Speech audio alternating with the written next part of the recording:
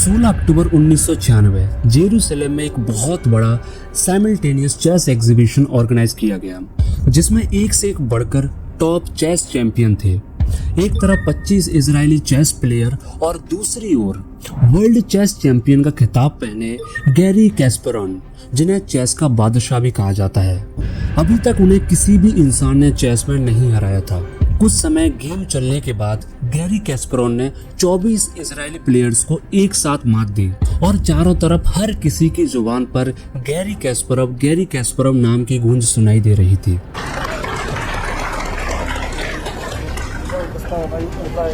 लेकिन ठीक 10:06:57 पर 25वें प्लेयर की एक मूव ने सारे के सारे शोर शराबे को एक सन्नाटे में तब्दील कर दिया।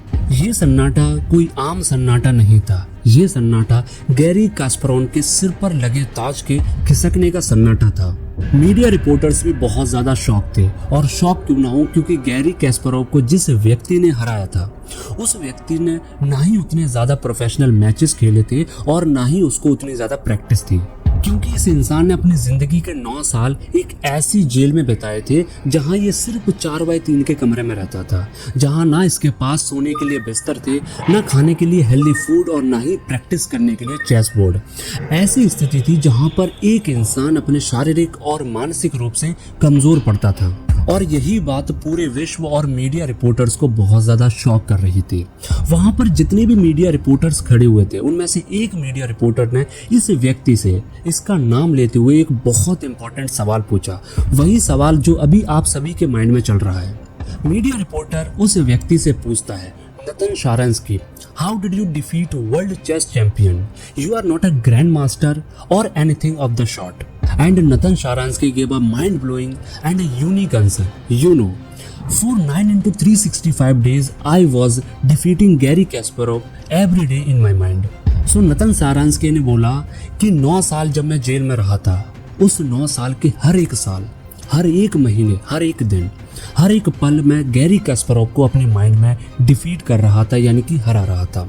और मैंने इसी तरीके से खुद को प्रोग्राम किया, जिसकी वजह से गैरी कैस्परोव को हराना आज मेरे लिए एक आम बात बन चुकी थी। यहाँ पर नतन शारांस्की के 9 साल के सारे विजुअलाइजेशंस, इमेजिनेशन, थॉट्स रियलिटी में कन्वर्ट हो चुके थे, और इसे ही बोला जाता है the power of subconscious mind.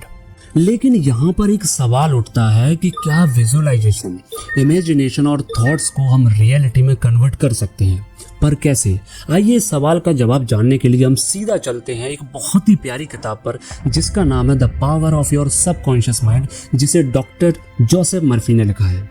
अब यहाँ पर इस सवाल का जवाब जानने के लिए डॉक्टर जोसेफ मर्फी ने बहुत प्यारी चीज इस किताब में लिखी है, that is how your mind works. अब यहाँ पर डॉक्टर जोसेफ मर्फी ने 2 तरह के माइंड के बारे में बात करी है। पहला है ऑब्जेक्टिव माइंड और दूसरा है सब्जेक्टिव माइंड। ऑब्जेक्टिव माइंड को यहाँ पर ऑथर ने लॉजिकल माइंड बोला है, यानी कि जितनी भी सारी चीजें आप अपने ऑब्जर्वेशन, एजुकेशन और अपने एक्सपीरियंस से गेन करते हो, वो आप अपने ऑब्जेक्टिव माइंड के थ्रू करते हो। यहाँ पर ऑथर ने ऑब्जेक्टिव माइंड को कॉन्शियस माइंड भी बोला है। फॉर एग्जाम्पल, आप वीडियो देख रहे हो तो कुछ सीख रहे हो, आप कुछ एजुकेशन ले रहे हो, आप अपने दोस्त के साथ कहीं बात कर रहे हो बैठकर, तो वहां पर भी आप कुछ न कुछ एक्सपीरियंस ले रहे हो। आप किसी चीज को बड़े ध्यान से देख रहे हो तो आप कुछ ऑब्जर्व कर रहे हो, यानी कि किसी भी चीज को ऑब्जर्व करने से, एक्सपीरियंस लेने से या फिर कहीं से एजुकेशन लेने से जो चीज आप सीखते हो वो आप अपने कॉन्शियस माइंड के थ्रू सीखते हो, यानी कि अपने ऑब्जेक्टिव माइंड के through. And the second type of mind that author described in this book, that is subjective mind. Subjective mind को ऑथर ने बोला है इमोशनल माइंड, जो आपकी इमोशंस पर काम करता है।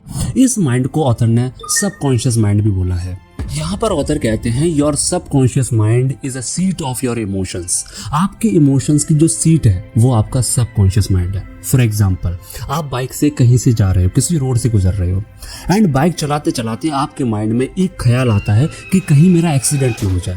तो ये जो ख्याल है, ये जो थॉट है कि कहीं मेरा एक्सीडेंट ना हो जाए, ये कहीं ना कहीं फियर को दर्शा रहा है, डर को दर्शा रहा है। फियर क्या होता है? एक इमोशन होता है।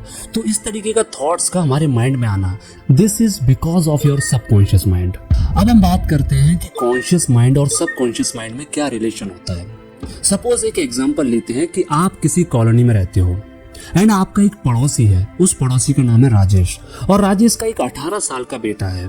और वो बाइक लेकर किसी रोड से जा रहा होता है, और जैसे वो रोड से जा रहा होता है तो एक ट्रक से उसकी बाइक टकरा जाती है, उसका एक्सीडेंट हो जाता है। एक्सीडेंट होने की वजह से उसके सिर के पीछे वाले हिस्से पे बहुत ज़्यादा चोट लगती है, और उस चोट की वजह से उसकी ऑन द स्पॉट डेथ हो जाती है। और वो खबर आपके घर वालों और आपको पता चलती है। फिर उसके एग्जैक्टली 3 दिन बाद आप उसी रोड से अपनी बाइक लेकर गुजर रहे होते हो, और बिल्कुल उसी जगह पर आपकी बाइक फिसल जाती है और आपके चोट लग जाती है। अब आपके साथ 2 घटनाएं हुई, पहली आपके सामने रह रहे पड़ोसी के बच्चे की घटना, और दूसरी जो पर्सनली आपके साथ हुई। तो ये दोनों ही घटना आपको इन्वायरमेंट से मिली, ये आपके कॉन्शियस ब्रेन के थ्रू आपके पास आई। फिर आपके साथ क्या हुआ कि कभी भी आप उस रास्ते से गुजरोगे, उस जगह से गुजरोगे, तो आपके माइंड में एक फियर होगा कि कहीं मेरा एक्सीडेंट ना हो जाए।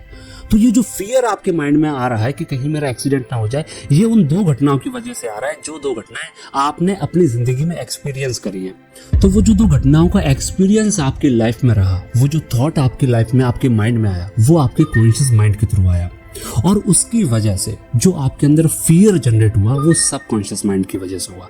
तो इस तरीके से कॉन्शियस माइंड और सब कॉन्शियस माइंड में एक रिलेशन होता है। अब यहाँ पर ऑथर ने एक बहुत प्यारी बात कही है। ऑथर ने कहा है कि कॉन्शियस माइंड बीज बोने का काम करता है, और सब कॉन्शियस माइंड उसे नरिश करने का और उसे एक बड़े पेड़ में तब्दील करने का काम करता है, और उस पेड़ पर जो फल लगते हैं वो आपकी जिंदगी होती है। And the same thing was happen with Natan Sharansky. Natan Sharansky जब जेल में थे तब ना ही तो उनके पास कोई रिसोर्स था, ना ही उनके पास कोई चेस बोर्ड था तो उनके पास एक छोटा चेस को लेकर स्पार्क, और उसी स्पार्क की वजह से नतन शारांस्की ने अपनी माइंड में 24 स्क्वायर का एक चेस डिजाइन किया, और उन्होंने अपने माइंड में अपना opponent world chess champion Garry Kasparov को डिसाइड कर लिया, और जितनी भी पॉसिबल मूव्स हो सकती हैं उन सारी मूव्स को अपने माइंड में सोचकर उन्होंने गैरी कैस्परोव को हर पल, हर दिन, हर महीने और हर साल 9 साल तक अपने माइंड में हराते रहे। और इस चीज की लगातार प्रैक्टिस और विजुअलाइजेशन से उन्होंने अपने सब कॉन्शियस माइंड को ये यकीन दिला दिया कि वो गैरी कैस्परोव से कई गुना बेटर और बेस्ट प्लेयर है। एंड प्रैक्टिकली जब वो समय आया तो उनके सब कॉन्शियस माइंड ने उस इमेजिनेशन और उस विजुअलाइजेशन को रियलिटी में कन्वर्ट कर दिया, यानी कि उन्होंने बहुत इजीली गैरी कैस्परोव को चेस में हरा दिया। And that is the power of your subconscious mind. तो आप सावधान हो जाइए, आप सावधान हो जाइए कि आप हर पल, हर दिन, हर महीने और हर साल किस चीज के बारे में सोच रहे हो, क्योंकि जिस चीज के बारे में आप लगातार सोच रहे हो उस चीज को आपका सबकॉन्शियस माइंड एक न एक दिन रियलिटी में कन्वर्ट कर देगा। वीडियो कैसा लगा कमेंट सेक्शन में जरूर बताइए, and thanks for watching this video.